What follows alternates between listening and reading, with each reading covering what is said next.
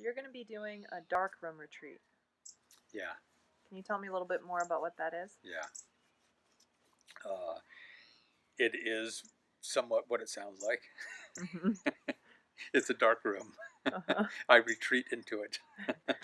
Yeah, it's so I've chosen 10 days, Mm-hmm. and it's 10 days in a dark room, basically. Mm-hmm. 24/7 or 24/10 in this case. Mm-hmm. It's not partial part of the day. It's literally go in, blow out the candle, dark for 10 days. Wow. Yeah, yeah. The one that I'm doing is down in Guatemala Mm-hmm. on Lake Atitlan at a beautiful retreat center called the Hermitage. Mm. And it's this off the grid retreat center. They grow all their own food. A lot of silent meditations are held there, and the people who run it, I've already fallen in love with them in the planning and preparations. They're really beautiful people, and the property has beautiful energy to it. So this is the one I've chosen to go do, and one of the reasons is because their dark room is actually built into the rocks. Wow. Um, there's a couple of others around the world that are just rooms, like a regular retreat room or resort room, Mm-hmm. that they've blacked out all the windows and made it so that no light gets in. Mm-hmm. But this one's built right into the rocks, Mm. and it has from what I've heard, a really grounding energy. And they've inlaid the natural rocks with gemstones as Wow. well. So the logistics are that the room has a shower, hot shower. It has a toilet, it has sink. It has they pump oxygen in to match the amount of respiration that one typically does. Huh. So the room is oxygen regulated, and I'll go in and I'll have a candle and I'll orient myself to the room. Know where the bed is. It's got a bed. That's good. It's got a meditation platform, and I'll orient myself to the room. And once I'm clear on where everything is, and I put my toothbrush and toothpaste where I can find them, and um, I'll at some point choose, blow out the candle. Wow. 10 days. Yeah. That's wild. Yeah. What inspired you to do this? I was inspired when I first heard about a dark room, probably about a year ago. Mm-hmm. Immediately upon somebody talking about this experience, it resonated. It just, something in me went, "Oh, that sounds wonderful," which is the response I get from some people. Either have that response that they resonate with it, and they say, I'd love to do that," Mm-hmm. or the opposite. Yeah. That says, "I maybe a half hour. Why would you want to do that? 10 days is a bit much." Yeah. And one can choose. You can do 3, 4, 5 days, 10 days. Some people will choose to do this for a couple of months. Wow. There is a health regenerative quality or opportunity. It's not primarily why I'm going, but especially in the longer periods of time, people talk about how without the visual bandwidth being taken up, the energy is available within to for the body to regenerate and do a lot of self healing. That makes sense. Yeah.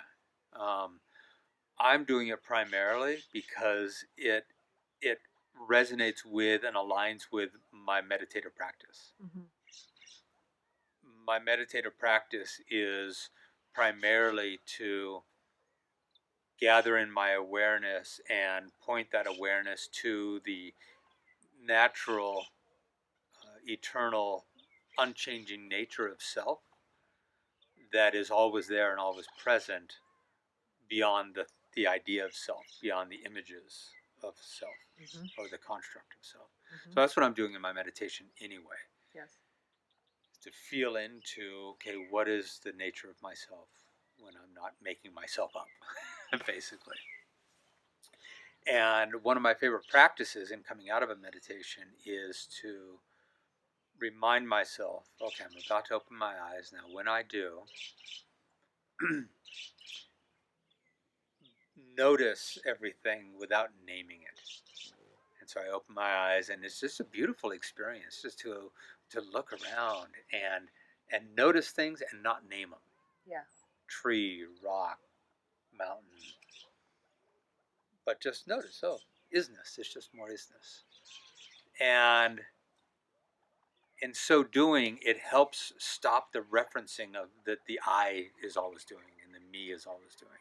Mm-hmm. So typically, what we're doing in our normal daily visual world is we're reinforcing the image, the construct, the narrative of Mm-hmm. I.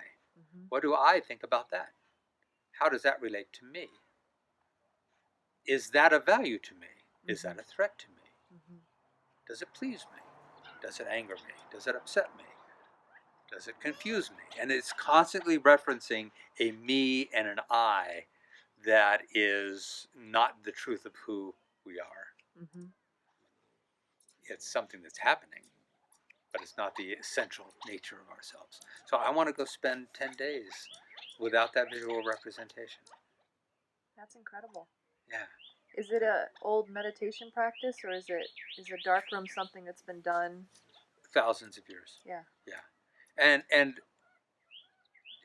I think equally as much as for the ability to be with, and this is what I'm most excited about, to have a deep experience of what is there Mm-hmm. when I am not. Mm-hmm. When I stop being the I and referencing the I, what is there? Always. Yeah. Perpetually. Yeah. Just that I forget to pay attention to it because I'm recreating myself constantly. So it's been done for that reason and for the health regenerative properties as well. Yeah. What do you So plan on doing in there? I'll probably sleep for the first couple of days. I mean, that's a big part of it. You go in, and the first thing the body wants to do is it just wants to. It's kind of an avoidance. It wants to avoid the boredom. It wants to avoid the, I don't know what to do, and this is confusing, and it's not normal. So I think I'll just go to sleep for a little while. Typically, after the first day or so of that, then it's just a state of presence. I'll practice my meditations. I'll practice just being. Yeah. Yeah. Sounds like an adventure. It is. It is. It's a new. It's like it's a new frontier. It's a new place to go explore it into the darkness, into the nothingness. That's it. It's the nothingness. Mm-hmm. You know, that's that beautiful experience when we realize, oh my gosh, I can empty myself of all this idea of self and and just abide in the nothingness through which the everything can then arrive. Mm-hmm. So I get to be in a lot of nothing, and who knows how much everything will arrive through that nothingness. I really don't have any expectations except for that I imagine that it will be a fairly enlightening experience. Sounds like it. Yeah. Journey into nothingness, become everything. Right. Yeah. And maybe after day 2 or 3, you go, my God, there's a lot of everything. It's only day 3. You won't know what day it is. I won't know what day it is, and you don't. That's I've heard that before. That people will go in for 10 days, and they hear the knock on the door of the people who come and say, "Okay, your 10 days is up," and there's a feeling of no, it's only been like 7 days. Wow. So you can count your meals. They do two meals a day. Beautiful vegetarian food. They grow all their own food on this property. It's all beautifully blessed and loved into growth. And they have a double door box built into the wall, and they open their side of the box and they put the food in and close it, and then they knock on the door, and then I open my side of the box and pull out the food. And so you can count your meals 2 a day and kind of get a sense. But I love the idea of not let that go. Mm-hmm. And I also had the idea of I could take in a journal and like keep my thumb on the page and write, and then move my thumb down and write, and hopefully it'll look somewhat legible when I come out. Yeah. And I'm not going to do that either. Yeah. The idea of, but I'm going to have so many great thoughts, and I don't want to lose these thoughts. Great thoughts. I want to do nothing. I want to be nothing. I want to just be in the absolute emptiness and see how much life is actually there that I've been not seeing because I've been so busy making it up. It's a pretty bold act. Yeah.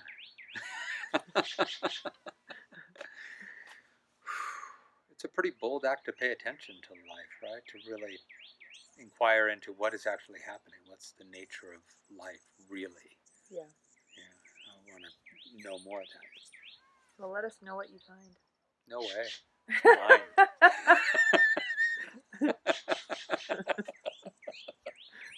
Yeah, I look forward to coming out and seeing if there's some expression of that on the other side.